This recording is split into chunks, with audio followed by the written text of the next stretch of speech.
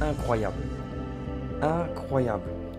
Je commence la vidéo par ce mot parce que la keynote, je l'ai regardée et je me dis, Apple, ils ont ce truc. Ils ont un truc magique. Imagine, ils te tiennent en haleine pendant 1 heure et demie à peu près. Et tu te dis, il va se passer un truc. C'est comme une série, c'est comme Netflix. Il y a une nouvelle saison, il y a un nouveau truc. Et là, t'attends ce que Apple ils vont te donner. C'est-à-dire, tu prends ton petit popcorn, tu regardes, tu te dis, bon, ils vont envoyer du lourd. Il y a plein de choses. Donc, ce que je dis incroyable, c'est qu'ils ont fait des annonces aussi bien sur les produits, sur l'Apple Watch, sur l'iPad, sur les nouveautés. Malheureusement, pas sur l'iPhone, mais j'en parlerai un petit peu dans mes points aussi de frustration. Mais je vais te faire un petit bilan de moi, en tout cas, mon impression et ce que j'ai retenu. Alors, incroyable, je ne vais pas rentrer dans le détail des produits techniques, je vais m'arrêter sur la précision et la qualité. Je ne sais pas si tu as vu la qualité de la vidéo, la mise en scène. Ils arrivent à te raconter une histoire, les trucs s'enchaînent, les trucs s'emboîtent, l'image elle est claire, le discours il est clair, c'est carré. Donc c'est à la Apple, on est habitué. C'est vrai que le nouveau format avec le coronavirus, ça, ça a permis de changer un petit peu aussi Apple la façon de présenter. Mais dans le fond, on reste toujours sur quelque chose de carré, de clair, lumineux, hein. Si tu regardes bien, quand je parle d'incroyable, c'est surtout la qualité de l'image, la qualité des plantes, ces petits mouvements de caméra, tu vois, qui glissent comme ça, qui te permettent toujours d'être dans l'action. Donc ça, c'est des techniques aussi qu'on retrouve beaucoup dans la post-production, dans le montage vidéo, parce qu'il doit y avoir des grosses équipes de production derrière.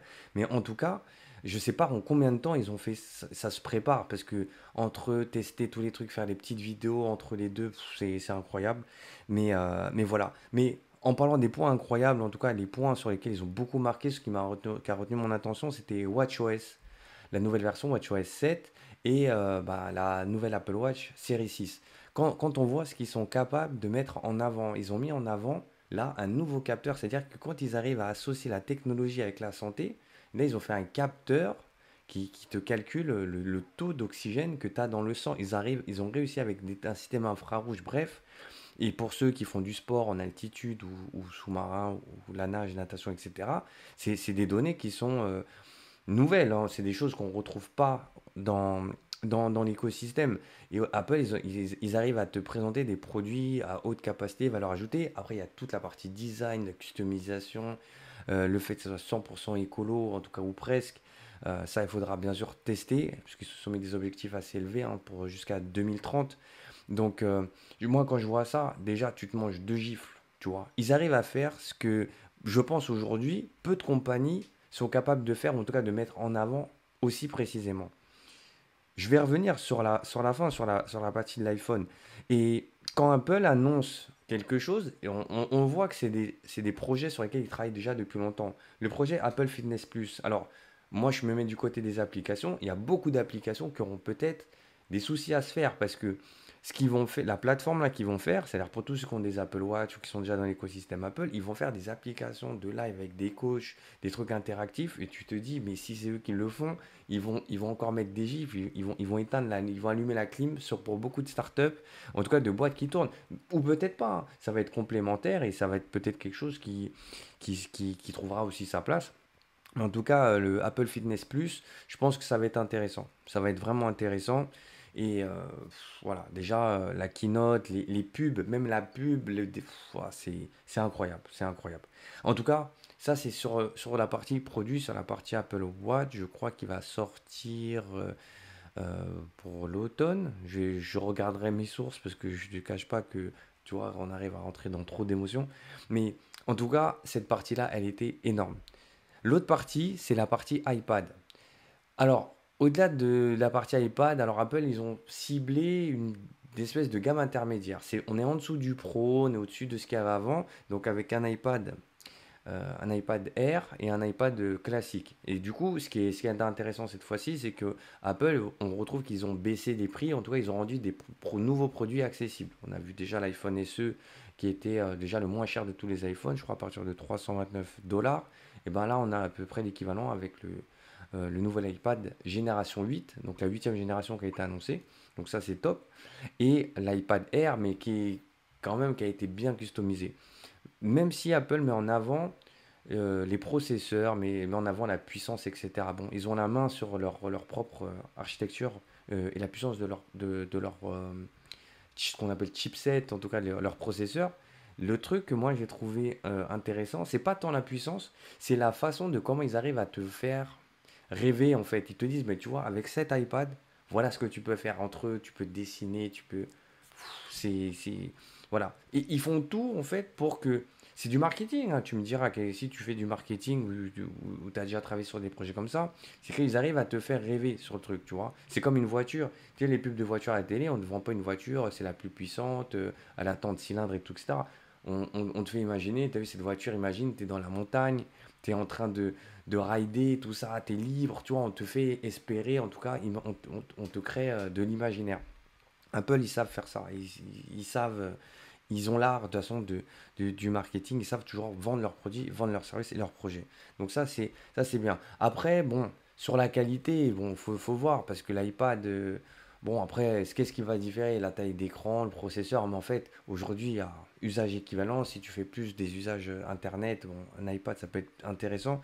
Mais, euh, si tu es sur plus un aspect créatif, c'est vrai que l'iPad, ça peut être un outil ultra puissant. Donc, euh, donc voilà, en tout cas, le point positif, c'est surtout le prix. Point négatif, c'est que, bon, voilà, on s'est arrêté sur deux nouveaux produits. On a vu il y a eu l'annonce de l'iPad Pro qui était il n'y a pas si longtemps que ça. Donc bon, annoncer un nouveau truc, peut-être pas forcément intéressant. Dernier point. Alors, forcément, avec Apple, on est toujours habitué au One More Thing. C'est ce truc, ouais, ah, au fait, j'avais oublié, tu vois, le truc qui te fait rentrer dans le sujet. Ben, même si, apparemment, de ce que disent les rumeurs, Apple aurait annoncé un peu en off qu'il n'y aurait pas de nouvel iPhone cette année. Alors, on pourrait comprendre problème d'approvisionnement, de production, la Chine, ceci, cela. Bon, bon, ok. Bon, moi j'ai été déçu. Voilà, moi je te fais part, moi j'ai été déçu. Je me suis dit peut-être ils vont annoncer un truc plus tard, tu vois, en 2021. Non.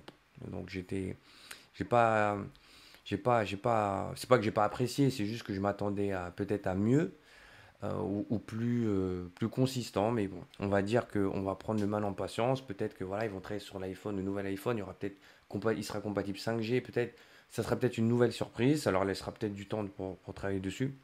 Mais en tout cas, l'événement, moi, je l'ai trouvé euh, ouais, frais, tu vois. Tu vois que c'est travaillé, c'est pas fait au hasard, c'est pas bâclé. Tu sens que les trucs c'est déjà prêt à l'avance, tu vois. C'est déjà préparé. Donc, euh, donc voilà, en tout cas, ça c'est mon débrief. Alors, est-ce que je vais acheter un nouvel appareil? Je ne pense pas. Je ne pense pas. Généralement, quand il y a un nouveau truc, bon, je l'achète, après je le teste, je fais toujours des petits débriefs, des trucs comme ça dessus. Mais même si la nouvelle Apple Watch série 6, elle a l'air intéressante. Moi, j'ai une Apple Watch série 5.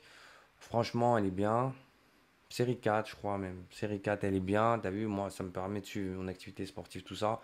Aujourd'hui, ça me va. T'as vu, j'ai pas un besoin de changer. Mais par contre, c'est vrai que là, on voit qu'on est face à des produits qui sont de plus en plus performants et aussi gourmands. Donc, voilà. En tout cas, tu peux me dire ce que toi, t'en penses, hein, ce que t'as pensé si t'as vu la keynote, hein. Tu peux mettre un message dans les commentaires, bien sûr. Si c'est la première fois que tu viens sur la chaîne, bah, n'hésite pas à t'abonner et suivre un petit peu l'actualité. Généralement, quand je fais des news comme ça, c'est vraiment à chaud, c'est des impressions à chaud. Comme ça, on peut déjà échanger. Est-ce que toi, t'attendais des choses en plus? Est-ce que tu as été déçu par des points? N'hésite pas, tu mets ton commentaire, on peut discuter, je réponds. Dans la description, tu vas trouver aussi tous les liens pour me suivre, aussi bien sur les réseaux sociaux, aussi bien sur le groupe privé Facebook, parce que je fais des formations, tu le sais déjà sûrement, je fais des formations pour devenir développeur iOS. Voilà, donc toutes les infos sont dans la description. Si tu veux me parler en direct, il y a un lien, formation, coaching, tu vas voir. Et on va pouvoir avancer, etc. Donc en tout cas, merci aussi à la communauté Apple, merci à la team Apple Foundation Programme, merci ben, voilà, aux passionnés et puis aux haters, hein, parce qu'il y en a toujours qui vont dire ouais mais Apple ceci, Apple cela. Je fais une parenthèse. Apple a inspiré beaucoup de monde et à chaque fois qu'Apple fait un événement, on sait que tout le monde regarde. Les concurrents, tout le monde regarde parce que tout le monde sait. Tout le monde sait, tu vois. Et que ça, c'est quelque chose, c'est un secret d'Apple, c'est leur touche. C'est ce qui fait que bah, Apple est différent des autres. So different, tu vois, et je te le fais en anglais aussi. Et voilà, ça c'est mon avis. On a le droit de le partager ou pas. En tout cas, n'hésite pas à le partager avec moi. En tout cas, on se tient au courant pour la prochaine vidéo. Et puis reste abonné parce que là, je vais envoyer pas mal de nouveaux contenus. Là, j'avais fait une petite pause, parce que là, je travaille sur une petite surprise là, que je prépare avant la fin du mois pour tous ceux qui veulent acquérir des bases plus solides sur le développement iOS, notamment avec le langage Swift. Donc, je te laisse la petite surprise et on va se retrouver pour la prochaine vidéo. Salut, ciao!